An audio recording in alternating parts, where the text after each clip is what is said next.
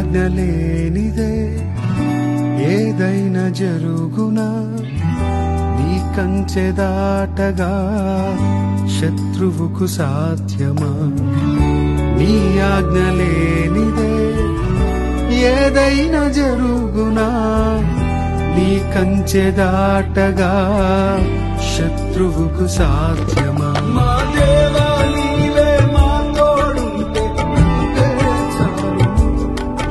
అపవాది తలచిన కీడులన్నీ మేలైపోవును. మా దేవా నీవే మా తోడుంటే అంతే చాలు. అపవాది